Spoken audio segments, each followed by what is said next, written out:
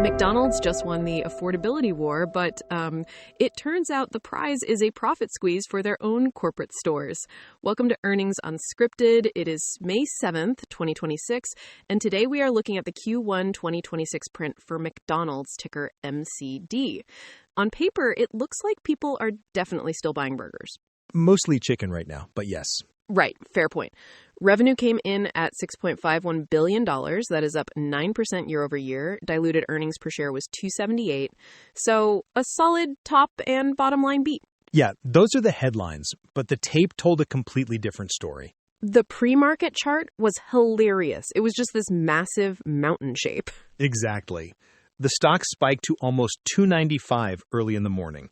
Then the 8:30 a.m. earnings call actually started, and traders just aggressively faded the entire rally. It dropped all the way back down and eventually closed effectively flat. Which honestly makes this a great time to remind everyone that we are just giving personal opinions here, so please do not take this as financial advice. But Mira, what exactly spooked them on the call? Because U.S. comparable sales were up 3.9% for the quarter. Traffic seemed healthy. It was. But then management just ripped the Band-Aid off. They admitted that April sales, so the start of the current quarter, already flipped negative in the U.S. and their international markets. Wait. Negative comps because the low-income consumer is pulling back that fast? Partly, sure. But the main reason is they are lapping the ghost of Minecraft.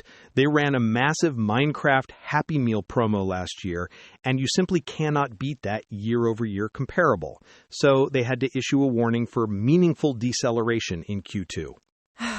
The pop culture hangover that really highlights the danger of relying on those viral marketing spikes to move the needle. Yep, it sets an impossible trap for the next year. But look, the other reason the stock flatlined is the internal profitability stuff.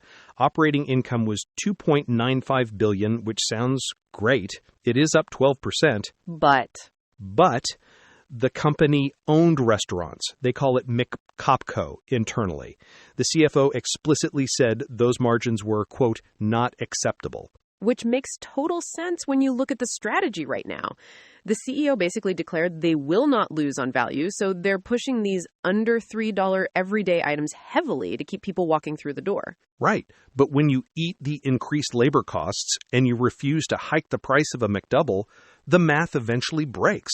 Franchisees are somehow doing much better with their margins than the actual corporation is. Yeah, and the corporation's definitely feeling the friction of these rollouts. Did you catch the note about their new McCafe platform? They were supposed to drop these Red Bull-infused energy drinks yesterday. I did see that. Delayed for operational readiness. Exactly, which is incredible corporate speak for either a supplier bottleneck or just complete chaos behind the drive-thru window. Usually both. All right, let's get into the details on that corporate versus franchise dynamic, because there is a very weird ownership shift happening there. It is, and it actually goes straight to the core of what is misfiring with the corporate model right now. You have this massive entity that wants to dictate value to the consumer, but they cannot actually afford to serve it themselves. If you look at the U.S. corporate margins, the McCopco locations, they were just incredibly weak. Which is wild, right? Because U.S. comparable sales were up nearly 4%. You would think the cash register is ringing loudly enough to cover that. It is ringing. The top line is fine, but the flow-through is completely broken. Chris Kempczinski laid this out perfectly. He said, quote, I think if I were to simplify U.S. McDonald's performance, it was investing in labor at the same time that they were probably being even more restrained around pricing, unquote. Right. So it is the classic squeeze. You pay the workers more, which you have to do to stay staffed, but you refuse to hike the price of the burger because you are terrified of losing the lower income customer. Exactly. But here's the fascinating detail. The franchisees, the independent operators, they are actually doing much better with their restaurant margins than the mothership. The CFO, Ian Borden, flat out admitted the company margins were not acceptable, and he said they are actively revisiting the optimal franchisee versus company ownership balance. Okay, wait. So corporate is essentially admitting out loud that they cannot run their own restaurants profitably right now? Yes, that is essentially it. They are looking to offload these corporate locations to franchisees who naturally run tighter ships.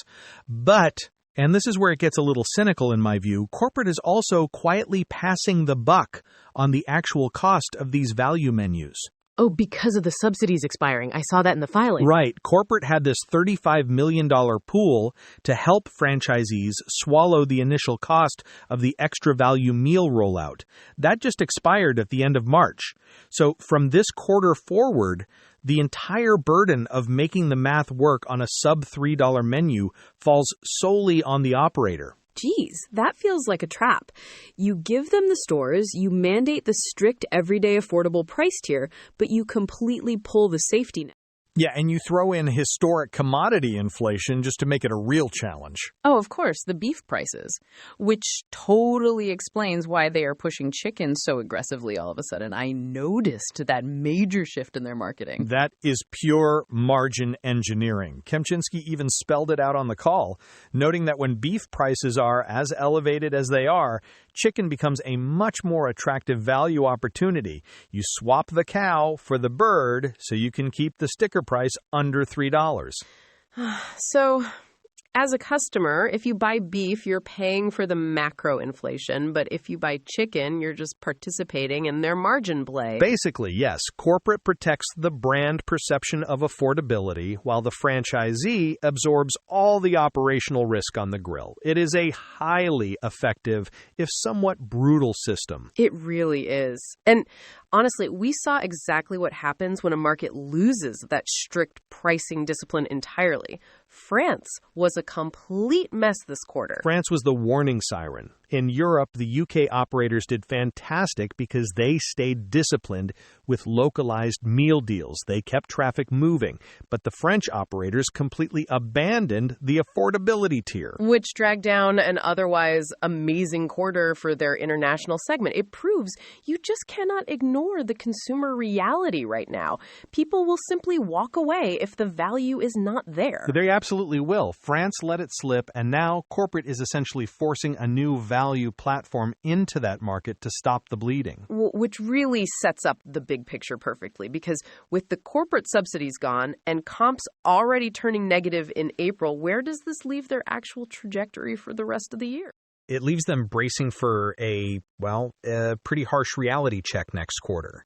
The CFO actually came right out and warned we're going to see a meaningful deceleration in Q2. Because of the whole Minecraft thing, right? Lapping that insane Happy Meal promotion from last year is just a brutal hurdle. Exactly. But if you look past just the immediate optical hangover, the bigger story for the rest of 2026 is pure risk transfer. I mean, they did reaffirm their long-term targets. They still expect operating margins in the mid to high 40% range, and they want to open roughly 2,600 gross restaurants this year. Okay, but how do they hit those massive expansion numbers if their own corporate stores are practically bleeding? You mentioned offloading locations earlier. Right. That is the exact playbook. Corporate essentially steps back and relies on franchisees to absorb the structural costs. But I think that is a very dangerous game to play. Chris Kempczynski already warned about severe supply chain bottlenecks and stubborn beef price inflation hitting hard in late 2026 into 2027. Which feels incredibly precarious. It's like they're telling the local operators, hey, good luck with the expensive cow, but whatever you do, keep the sticker price under $3. Precisely. And realistically, the main thing keeping the overall earnings picture looking somewhat polished right now is just foreign exchange. They expect currency tailwinds to literally add 20 to 30 cents to full-year EPS. Wow. Okay, so a currency buffer buys them a little bit of optical grace, but this really hinges on whether the franchisees will quietly accept all this extra risk or if the internal friction boils over. Spot on. The fundamental unit economics of an independent operator actually surviving on a sub $3 menu is exactly what I'm watching next. Because if that foundation breaks, the whole global growth narrative cracks with it. You always know exactly how to keep it cheerful, Miro. But honestly, that is the real takeaway here. The value war is not free. Let's wrap it up right there before you start dissecting the profit margin on a carton of fries. See you all next time. If you want these earnings chats to just show up when the numbers drop, make sure you follow the show. As a quick reminder, this podcast is generated with the help of AI, but a real human producer outlines every single episode so the insights actually matter. We would love to hear from you, so drop your feedback or ticker requests at earningsunscripted@datamadness.ca or just grab the X link in the show notes. Take care, everyone.